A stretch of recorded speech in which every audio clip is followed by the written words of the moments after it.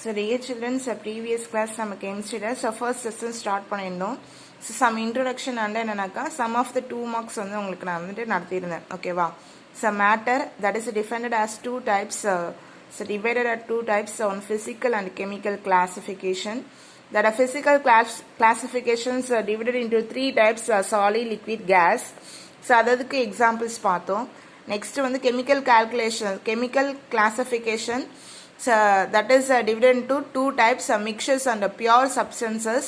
Mixtures divided into two types homogeneous and heterogeneous. Pure substances divided into two types elements and compounds. Okay, so previous class elements oda definitions then adara examples vandu paathom. Okay va, so now that class so we can see what அப்படினு பாத்தீங்கன்னாக்கா compound na என்னன்னு பார்க்க போறோம். So compounds are made up of molecules. Okay va, so அப்ப வந்து molecules எல்லாம் சேர்ந்து ஆட்டமோ மாலிகுலும் சேர்ந்து நமக்கு ஃபார்ம் ஆகுறதா என்னக்கா compound which contain two or more atoms of different elements கொடுத்திருக்காங்களா. So அப்ப compound na என்ன அப்படினா atoms and molecules are combined to form a compounds. Okay, so that is called என்னக்கா compound. Example வந்து carbon dioxide formula வந்துட்டு என்னக்கா CO2, glucose that form as a C6H12O6, hydrogen sulfide அதோட formula H2S, sodium chloride அதோட formula NaCl. So these are the example of என்னக்கா compounds. Okay, so இதான் நமக்கு என்னக்கா compounds. இதோட definitions வந்துட்டு sometimes ரொம்ப சிம்பிளா define element and compound கொடுத்து 2 மார்க்ல கேட்டுருவாங்க. element ஓட definition எழுதிட்டு அதோட example எழுதினா 1 mark, compound ஓட definition எழுதிட்டு அதோட example எழுதினா 1 mark. ஓகேவா? So properties of compounds are different from those of their constituent elements. So அப்ப நம்ம properties of compound எப்படி படிக்கணும் அப்படின்னா, இப்போ ஒரு compound இருக்கு, that is என்னன்னாக்கா sodium chloride இருக்குன்னு வச்சுக்கோங்களேன். So இப்போ sodium என்றது metal, இதுல chlorine என்றது non metal. ஓகேவா? So இது வந்துட்டு நமக்கு sodium என்றது வந்து ரொம்ப soft metal. So it is a cut with a knife. எதுல வச்சு கட் பண்ணுவாங்கன்னா knife வச்சு கட் பண்ணுவாங்க. அதே போல சோடியம் வந்து நம்ம வந்துட்டு என்ன பண்ணோம் வாட்டர்ல போட்டோம் அப்படின்னாக்கா it will be ignite, என்ன பண்ணாக்கா எரிய ஆரம்பிச்சிடும். ஓகேவா? So sodium it is saved in kerosene. எதுல சேவ் பண்ணி வச்சிருப்பாங்கனாக்கா கெரோசின்ல சேவ் பண்ணி வச்சிருப்பாங்க. So chlorine is a gas. இது வந்து என்னக்கா ஒரு கிரீனிஷ் எல்லோ கேஸ். பட் இது ரெண்டும் சேர்ந்து ஒரு காம்பவுண்ட் ஃபார்ம் பண்ணதுக்கு அப்புறம் so it will be நம்ம domestic purposeல யூஸ் பண்ற சால்ட்டா யூஸ் பண்றோம். so which is a tremendous நமக்கு tremendous useful in our domestic purpose. so நம்ம chemical properties எப்படி டிஃபர் ஆகுதுன்னு பாத்தீங்களா. தனித்தனியா பார்த்தோம் அப்படின்னா so it will be saved in a kerosene. okay, so this is a gas, non metal வந்து gas. ஆனா இது ரெண்டும் சேர்ந்து நமக்கு ஒரு காம்பவுண்டா ஃபார்ம் பண்ணதுக்கு அப்புறம் நமக்கு என்னது சால்ட்டா நமக்கு இருக்கு. ஸோ அப்ப இதுல ப்ராப்பர்ட்டிஸை படிக்கும்போது ஒவ்வொரு அதாவது சோடியம் மெட்டலோட ப்ராப்பர்ட்டி தனியாகவும் குளோரின் ப்ராப்பர்ட்டி தனியாகவும் தான் நம்ம என்ன பண்ணுவோம்னா படிப்போம், அதை பிரிச்சு படிக்கும் போது. ஓகேவா? For example sodium is a shiny metal கொடுத்துருக்காங்களா, and chlorine is an irritating gas. But the compound formed from these two elements, sodium chloride, shows a different characteristic as crystalline solid, vital for biological functions. So நமக்கு use பண்ற ஃபங்க்ஷன்ஸ்க்கு நம்ம வந்து biological ஃபங்க்ஷன்ஸ்க்கு use பண்ணிக்கிறோம். ஓகேவா? So that's a property. So அப்போ properties of compounds பார்க்குறச்ச தனித்தனியாக பார்த்தோம் அப்படின்னாக்கா அதோட ப்ராப்பர்ட்டிஸ் என்ன பண்ணுது டிஃபர் ஆகும். ஓகேவா? So next so evaluate yourself கொடுத்திருக்காங்க. by applying the knowledge of chemical classification classify each of the following into elements, compounds and mixtures. இதுல எதெல்லாம் எலிமெண்ட், காம்பவுண்ட், மிக்சர்ஸ் அப்படின்னு சொல்லிட்டு கண்டுபிடிக்க சொல்லியிருக்காங்க. ஸோ சுகர்ன்றது நமக்கு காம்பவுண்ட், சி வாட்டர் வந்து மிக்சர்ஸ், டிஸ்டில் வாட்டர் வந்து நமக்கு compound, carbon di oxide compound, copper wire Cu that is one element, table salt also compound, silver plate Ag that's symbol is, so that is also what அப்படின்னு பாத்தீங்கன்னாக்கா நமக்கு element. naphthalene balls also என்னன்னாக்கா compound. okay, so next வந்துட்டு atomic and molecular masses என்ன பார்க்க போறோம்னா atomic and molecular masses. So நம்ம previous இயரே படிச்சிருப்போம். ஸோ ஒரு அட்டாமிக் தியரியில் படிச்சிருப்போம். அட்டாமிக் தியரிக்கு அப்புறம் அட்டாமிக் மாஸில் படிச்சிருப்போம். டைரெக்டாக ஒரு ஆட்டமோட மாஸை கால்குலேட் பண்ண முடியுமா? It is very difficult. So by using one unit that is AMU atomic mass unit அப்படின்னு சொல்லிட்டு படிச்சிருப்போம். கரெக்டா? ஸோ நம்ம அந்த அட்டாமிக் மாஸ் யூனிட்டு ஆர் என்னன்னாக்கா யூ அப்படின்னு படிச்சிருப்போம். யூனிஃபைடு அட்டாமிக் மாஸ் அப்படின்னு சொல்லிட்டு நம்ம அதை தான் இங்கே வந்துட்டு என்ன பண்ணிருப்பாங்க, டிப்பிக்கலாக வேல்யூஸோடு கொடுத்துருப்பாங்க. ஒரு ஆட்டமோட மாஸ் எதுக்கு ஈக்குவலாக இருக்கும் அப்படின்னு சொல்லிட்டு வேல்யூஸோடு கொடுத்துருப்பாங்க. So how much does an individual atom weight? So as atoms are too small with a diameter of 10 to the power of minus 10 meter and a weight approximately 10 to the power of minus 27 kilogram.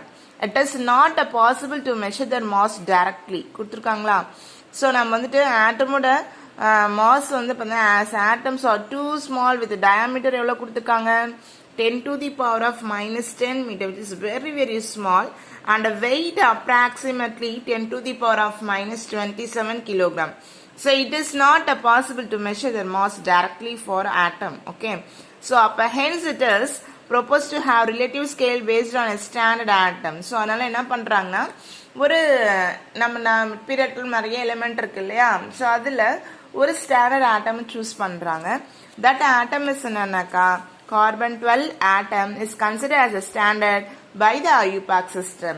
So எந்த system choose பண்றாங்க அப்படின்னு பார்த்தீங்கன்னா நமக்கு IUPAC system தான் choose பண்றாங்க. So previous இயரே உங்களுக்கு நான் class நடத்தும்போது சொல்லியிருப்பேன், கெமிஸ்ட்ரியை எது நம்ம கண்டுபிடிச்சாலும் எது சொல்லணும் அப்படின்னாலும் ஸோ நமக்கு IUPAC சிஸ்டம் கிட்ட தான் நம்ம ஃபர்ஸ்ட் என்ன பண்ணுவாங்க, அசோசியேஷனில் போய்ட்டு நமக்கு கிளியர் பண்ணி அவங்க எல்லாமே செக் பண்ணி தான் நமக்கு என்ன பண்ணுவாங்கன்னா அக்செப்ட் பண்ணுவாங்க. அவங்க அக்செப்ட் பண்ணாதான் நம்ம என்ன பண்ண முடியும், படிக்க முடியும், யூஸ் பண்ண முடியும் எல்லாமே. ஓகேவா? ஸோ அப்போ carbon 12 as a standard for to determine the mass of atom. So by using the system of IUPAC, that definition, abbreviation is International Union of Pure and Applied Chemistry, which is also very very important, 1 mark, and its mass is fixed as 12 AMU or U. So okay வா? So அப்போ அதில் mass எவ்வளோவா fix பண்ணிக்கிறாங்கன்னா 12 AMU or என்னக்கா U. The AMU or Unified Atomic Mass is defined as, which is very very important, 2 mark, or as in recent questions நமக்கு கேட்க chance இருக்கு.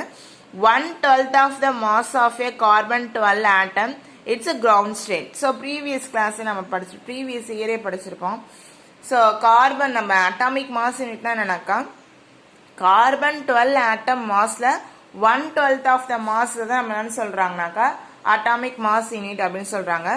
1 AMUயோட value கொடுத்துருக்காங்க பாருங்க. 1 AMU or 1 U, that is approximately is equal to 1.6605 into 10 to the power of minus 27 kilogram. This is very very important, 1 mark. So you have to note it. So in this scale, the relative atomic mass is defined as the ratio of the average atomic mass to the unified atomic mass unit.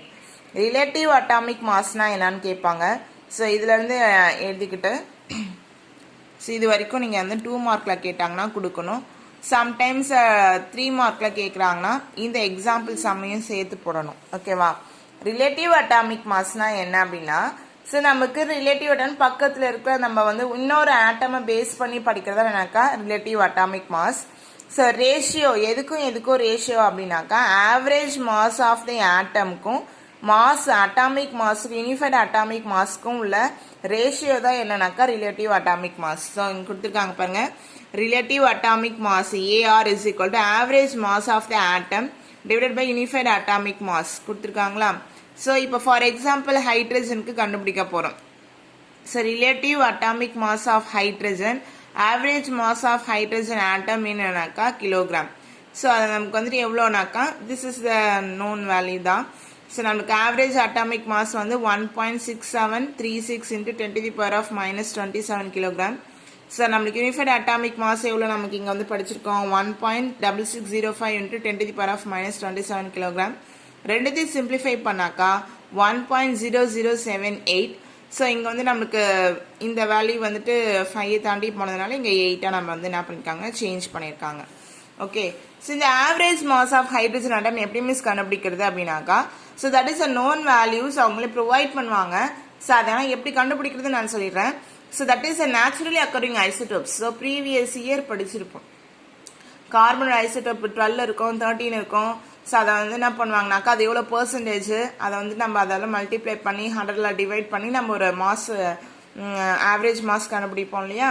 So அது மாதிரி average atomic mass previous year படிச்சிருப்போம். So you have to refer that book also. So அந்த மாதிரி ஒன்னொன்றுத்துக்கும் average atomic mass இருக்கும். ஒவ்வொரு எலமெண்ட்டுக்கும் 118 element இருக்கு, அத்தனை எலமெண்ட்டுக்கும் இருக்கும். ஸோ அதோட வேல்யூ தான் இங்கே வந்து நம்ம என்ன பண்ணோம்னா போடுவோம். ஓகேவா.